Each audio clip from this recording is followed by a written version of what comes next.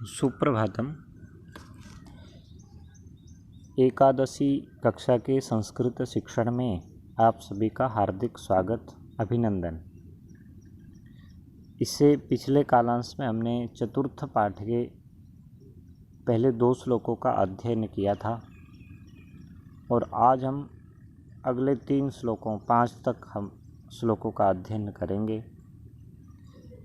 चतुर्थ पाठ का नाम ऋतुचर्या की ऋतु जो होती हैं 6 ऋतुएं हमारे प्रकृति में हैं, तो उनमें कैसे आचरण से हम कैसी दिनचर्या से हम अपने जीवन को स्वस्थ रख सकते हैं, अपने शरीर को स्वस्थ रख सकते हैं। तो हेमंत ऋतु में हमारे जो भारतीय महीने हैं चैत्र, वैशाख, ज्येष्ठ, आषाढ़, इनके हिसाब से ऋतुओं का चयन होता है। 2-2 महीने में एक ऋतु आती है।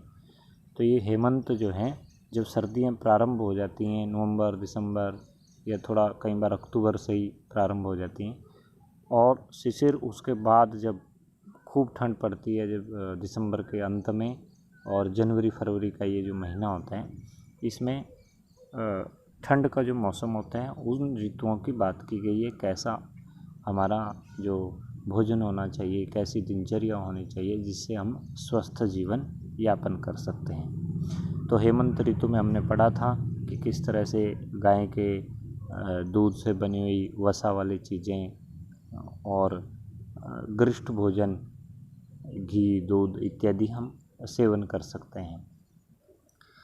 और इस समय हम शिशिर ऋतु के 3 श्लोकों का अध्ययन करेंगे और तीनों से यानी पूरे पाठ से जो जो हम ज्ञान अर्जन कर रहे हैं उसको अपने जीवन में भी, व्यवहारिक जीवन में भी उसका प्रयोग करेंगे।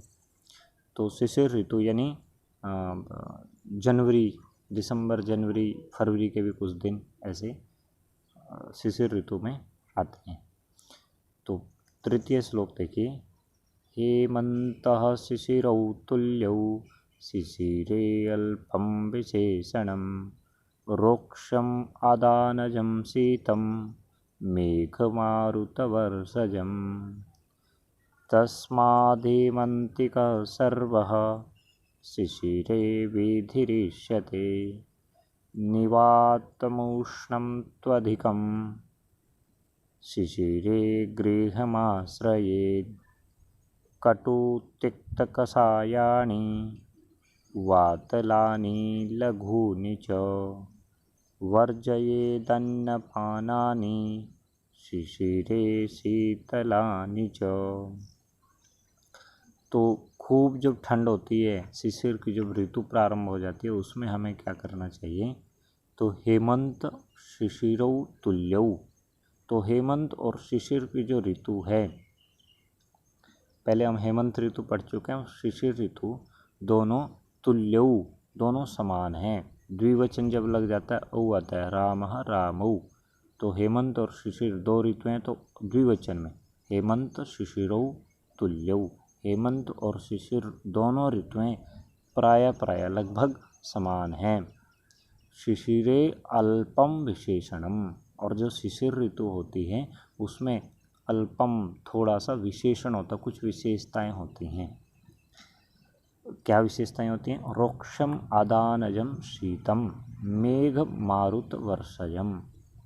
रोक्षम रूखा सूखा, आदानजम, अद होता है भोजन, खाना पीना, आदानजम, जम का ज जो होता है वो जन यानी उत्पन्न करना, यानी रूखा सूखा खाने से, भोजन करने से जो उत्पन्न हुई शीतम ठंड है। तो सर्दियों में कई बार हम ऐसी चीज़ें खा लेते हैं जो तुरंत की बनी नहीं होती, गर्म नहीं होती, बहुत दिन पहले बनी होती है, तो रूखा सूखा खा लेते हैं।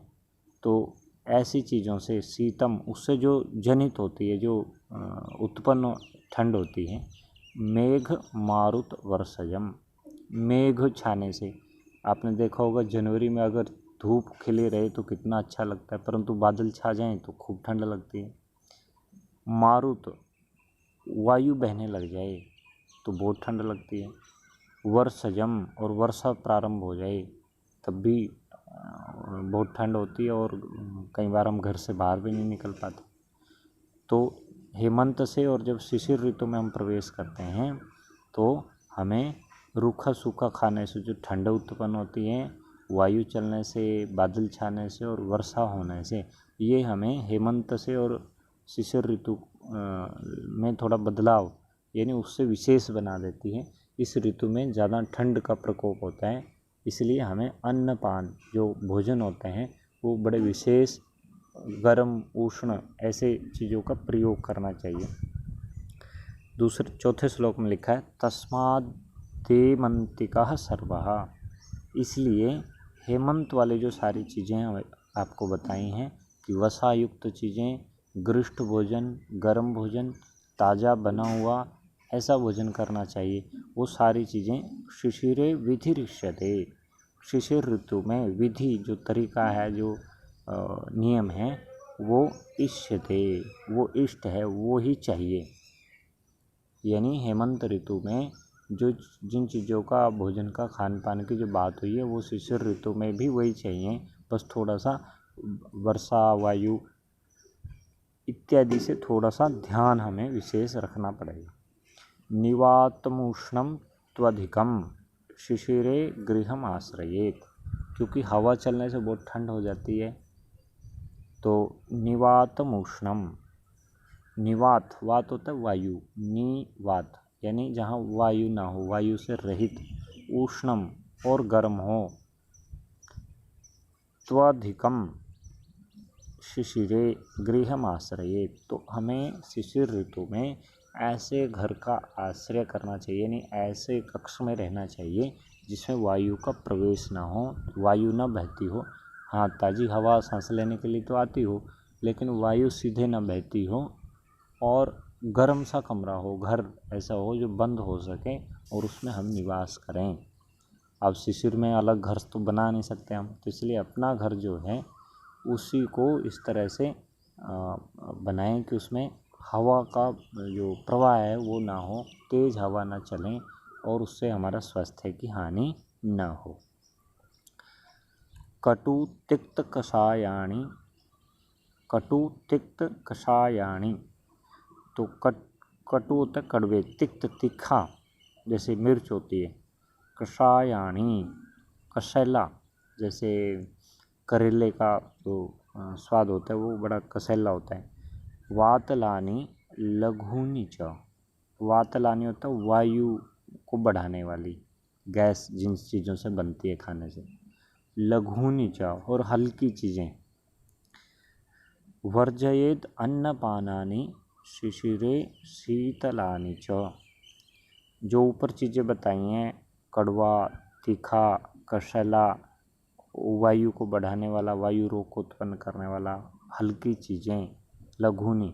वर्जयेत अन्नपानानि, वर्जयेत यानी वर्जित करें, अन्नपानानि ऐसे खाने पीने की चीज़ों को वर्जित करें, शिशिरे शीतलानि च, और शिशिर ऋतु में शीतल चीज़ों को, ठंडी चीज़ों को। परंतु ये बात तो बड़ी अच्छी लगती है, हम जीवन में इसको अपना नहीं सकते। कई बार आपने देखा होगा जनवरी फरवरी में से किसी की शादी में हम चले जाते हैं तो आइसक्रीम बड़े चाव से लोग खाते होते हैं, यानी पाठ तो पढ़ लिया लेकिन उसका जीवन में आचरण भी आवश्यक है। शिशिर ऋतु में ठंडी चीज़ें खाने से कफ बनता है और अनेक रोगों को जन्म देता है, इसलिए चरक संहिता में पहले ही हजारों साल पहले इन बातों का वर्णन है। इनको अगर हम पालन करें तो हम अपने जीवन को भी अच्छा बना सकते हैं, स्वस्थ रह सकते हैं। चलिए एक बार तीनों श्लोकों को दोबारा से देख लेते हैं। हेमंत शिशिरो तुल्यौ, हेमंत और शिशिर ऋतु दोनों ही समान हैं, तुल्य हैं। शिशिरे अल्पम विशेषणम, शिशिर ऋतु में थोड़ा सा किंचित, अल्पम मैंने थोड़ा सा विशेष है कुछ बात। रोक्षमादानजम शीतम, रोक्षम आदानजम रूखे सूखा, आदानजम खाने से जो शीत उत्पन्न हुई है। मेघ मारुत वर्षजम, बादल से, वायु से और वर्षा से भी जो शीत उत्पन्न हुई है वही इस ऋतु में विशेष है।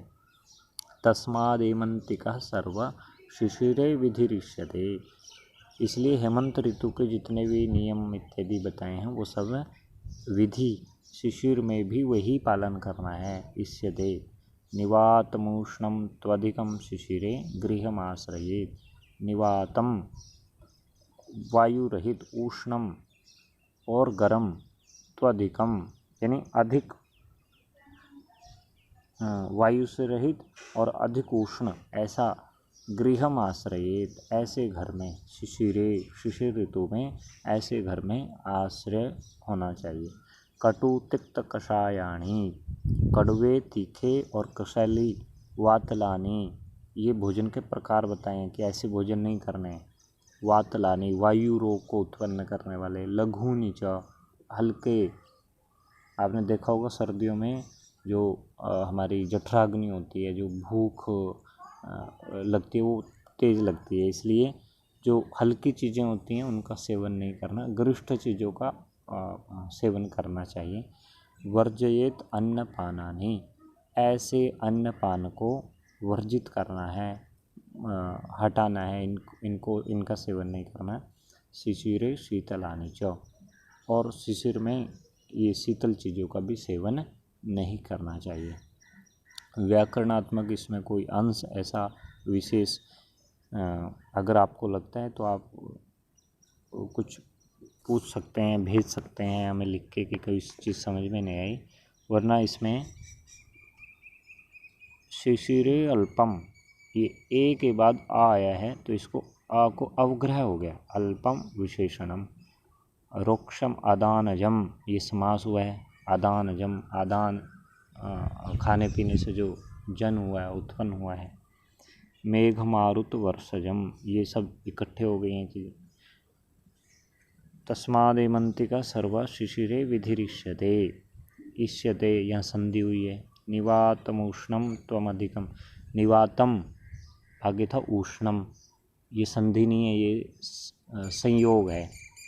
संयोग बहुत से स्थानों पे हुआ है, जैसे गृहमाश्रयेत्, निवातम उष्णम। तो इस तरह से हमने इन तीनों श्लोकों का अध्ययन करना और अपने जीवन का भाग बनाना, इन नियमों का पालन करना। धन्यवाद।